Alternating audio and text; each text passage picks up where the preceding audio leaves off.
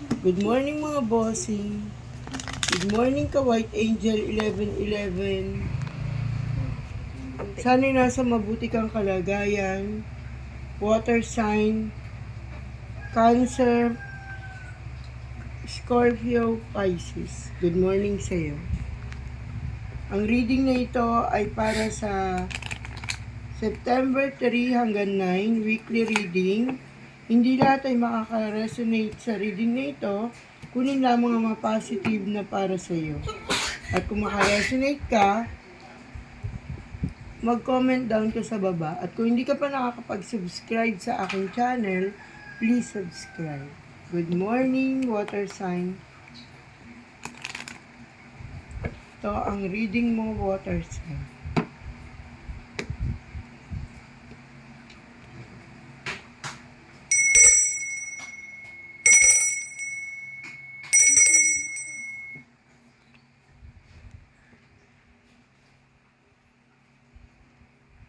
Sa unang card mo ay mag-iingat ka, water sign. Maraming magtatangkang ikaw ay lokohin, lalong-lalo na sa usaping pera. Mag-iingat ka, water sign, dahil maraming nasa paligid mo ang mabibiktima ka ng scammer. Maraming nagtatangka na ikaw ay lokohin at subukang linlangin. Ganun pa man, sinasabi ng iyong baraha, minimensahe na patuloy kang gagabayan. At bilang isang mabuting nanay o tatay sa loob ng tahanan, patuloy kang papatnubayan ng ating Panginoon. Sinasabi rin dito na meron kang matatanggap na pagpapala o regalo. Sinasabi rito na kung ikaw ay tumataya, maaari kang manalo. Hindi natin alam kung saan ka tataya, sa EC2, sa wedding, sa loto, at ikaw ay makakatanggap ng pagpapala. Sinasabi rito na maraming lihim na naiinggit at nagagalit sa iyo.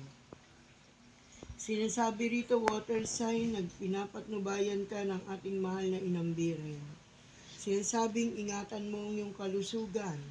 Sinasabi na ang iyong paglalakbay ay patuloy na maglalayag at ito ang magdadala sa iyo ng magandang kapalaran. Sinasabi rito na marami kang sorpresang parating, lalo-lalo na ngayong linggong ito.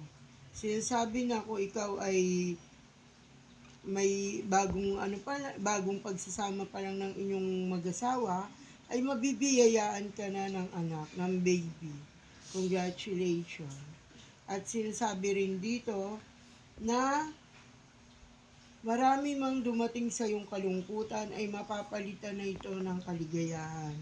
Ngayong pagpasok ng birth at sa usaping pag-ibig, sinasabi na ang iyong minamahal ay laging handang dumamay sa iyo. At lagi siyang nakasuporta sa iyo, water sign. Sinasabi rito na magkasama kayo at pagsasaluhan nyo na maayos ang inyong relasyon. Sinasabing marami kang mensaheng matatanggap ngayong linggong ito at ang mga mensaheng ito ay mga positibo na ayon sa iyong karir at sa iyong negosyo. Sinasabi rito kung magsisimula ka pa lamang magnegosyo at magbubukas ka pa lamang, ay sinasabi ko na sa iyong good luck sapagkat maraming magagandang opportunity ang darating sa iyo at magtatagumpay ka rito. Naway pag-aralan mo kung anong klaseng negosyo ang iyong bubuksan at ang iyong career na iyong pagsisimulan. Sinasabi rito na maraming hihingi ng iyong tulong.